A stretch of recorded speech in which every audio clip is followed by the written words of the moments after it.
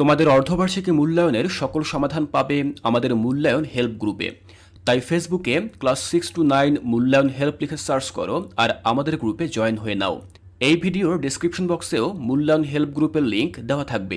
আসসালামু আলাইকুম প্রিয় শিক্ষার্থীরা, তোমরা অনেকেই কমেন্ট করে জানিয়েছো যে ডিজিটাল প্রযুক্তি এই বিষয়টির উপরে একটি নমুনা মানবন্টন দেখতে চাও। তো আজকের এই ক্লাসে আমি তোমাদের সাথে সেই ডিজিটাল প্রযুক্তি এই বিষয়টির যে মানবন্টন কেমন হতে পারে তা নিয়ে আলোচনা করব। এখানে আমি যে মানবন্টনটি উপস্থাপন করেছি এটি হচ্ছে একটি নমুনা মানবন্টন, যেটি আমি সংগ্রহ করেছি Banashree national ideal high school এই নামের একটি স্কুল থেকে। তো যাই হোক, এখানে যে মানবন্টনটি তোমরা দেখতে পাবে এটি কিন্তু একেবারে নমুনা মানবন্টন, অর্থাৎ তোমাদের প্রত্যেকের স্কুলে ঠিক যে এই একই মানবন্টন অনুযায়ী প্রশ্ন করা হবে এরকম কোনো নিশ্চয়তা নেই। তবে তোমরা এখান থেকে দেখে ধারণা পেতে পারো যে পরীক্ষার মানবন্টন আসলে ঠিক কেমন হতে পারে। দেখো, আমাদের বিষয় হচ্ছে ডিজিটাল প্রযুক্তি এবং ডিজিটাল প্রযুক্তিতে আমরা যে সকল কাজগুলো করব সেগুলোকে আমরা তিন ভাগে ভাগ করব। একটি হচ্ছে একক কাজ, একটি হচ্ছে জোড়াই কাজ এবং আরেকটি হচ্ছে দলীয় কাজ বা দলগত কাজ। তো এই তিনটি ধাপেই মূলত আমাদের অর্ধবার্ষিকী মূল্যায়নের প্রতিটি সাবজেক্টের কাজগুলো অনুষ্ঠিত হবে। তো প্রথমে আমরা দেখে নেব একক কাজ কি কি থাকবে। একক কাজে যে কাজগুলো থাকতে পারে সেগুলো হচ্ছে অ্যাসাইনমেন্ট, এরপর রয়েছে ছক পূরণ, একক উপস্থাপনা, বিভিন্ন সফটওয়্যারের ব্যবহার শেখা। তো এখানে এই যে কাজগুলো এগুলো হচ্ছে তোমাকে ইন্ডিভিজুয়ালি করতে হবে বা তোমাকে খাতা দেওয়া হবে। তোমরা জানো যে 16 পাতার খাতা তোমাদেরকে দেওয়া হবে, সেই খাতায় তোমাদেরকে এই প্রশ্নের উত্তরগুলো লিখতে হবে। দেখো, এখানে গুরুত্বপূর্ণ একটি কাজ হচ্ছে 4 নম্বর বলা হয়েছে বিভিন্ন সফটওয়্যারের ব্যবহার শেখা। তোমরা কিন্তু বিভিন্ন সফটওয়্যার ব্যবহার শিখেছো, যেমন ক্লাস 8-এ তোমরা কিন্তু পাওয়ার পয়েন্ট ব্যবহার শিখেছো, মাইক্রোসফট ওয়ার্ড ডকুমেন্টের ব্যবহার শিখেছো, এরপরে তোমরা ইলাস্ট্রেটরের ব্যবহার শিখেছো। অপরদিকে নবম শ্রেণীর শিক্ষার্থীরা তোমরা কিন্তু ভিডিও কন্টেন্ট তৈরির জন্য ক্যামটাশিয়ার ব্যবহার শিখেছো, আবার ইনফোগ্রাফি তৈরির জন্য তোমরা কিন্তু বিভিন্ন সফটওয়্যারের ব্যবহার শিখেছো। এরকম বিভিন্ন সফটওয়্যার সম্পর্কে তোমাদের কিন্তু জিজ্ঞাসা করা হতে পারে। এবার দেখো, জোড়াই কাজে আমরা যে কাজগুলো করব সেগুলো হচ্ছে প্রথমত সেশন অনুযায়ী মজার খেলা, প্ল্যাকার্ড তৈরি, এরপর রয়েছে দেয়ালিকা তৈরি।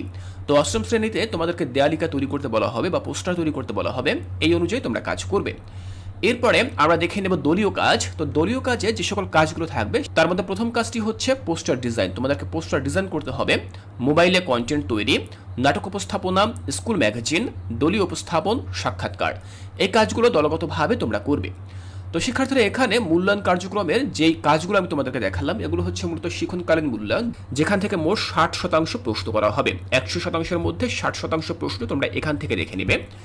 এরপরে আমরা দেখে নেব আরও কিছু কাজ, যেগুলো হচ্ছে অ্যাসাইনমেন্ট এবং প্রশ্ন, সংক্ষিপ্ত প্রশ্ন। এখানে তোমরা 20% কাজ পাবে। আবার দলীয় কাজ বা উপস্থাপনা, এখানে তোমরা 20% কাজ বা প্রশ্ন পাবে। এই হচ্ছে মূলত আমাদের 100% প্রশ্ন মোট। এখন আমরা দেখে নেব সময় বন্টন। আমরা প্রথম কাজটির জন্য 1 ঘন্টা 1 ঘন্টা করে মোট 2 ঘন্টা সময় পাবো। এরপরে 30 মিনিটের একটি বিরতি থাকবে। এরপরে আমরা 1 ঘন্টা এবং 1 ঘন্টা 30 মিনিট করে সময় পাবো।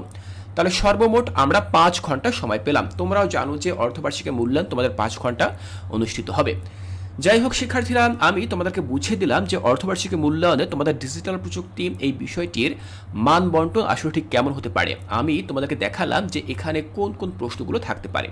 আমি আশা করছি এখান থেকে তোমাদের বুঝতে আর কোনো অসুবিধা নেই। আমি আবারও বলছি, ভিডিও শেষে আমি আবারও বলছি যে এখানে যে মানবন্টনটি আমি তোমাদেরকে দেখালাম এটি কিন্তু চূড়ান্ত কোনো মানবন্টন নয়, অর্থাৎ তোমাদের স্কুলে যে ঠিক এই একই মানবন্টন অনুযায়ী প্রশ্ন করা হবে এটি কিন্তু আমি নিশ্চিতভাবে তোমাদেরকে বলছি না। তবে তোমরা দেখে ধারণা নাও যে মানবন্টন কেমন হতে পারে। শিক্ষার্থীরা, তোমরা এর পরবর্তী ক্লাসে কোন বিষয়ের মানবন্টন সম্পর্কে জানতে চাও তা এই ভিডিওর নিচে কমেন্ট করে জানাও। আমি চেষ্টা করব এর পরবর্তীতে সেই বিষয়টির মানবন্টন তোমাদেরকে বুঝিয়ে দিতে। কোর্সটিকায় এর পরবর্তী ক্লাসগুলো দেখার আমন্ত্রণ জানিয়ে আজকের এই ক্লাসটি এখানেই শেষ করছি।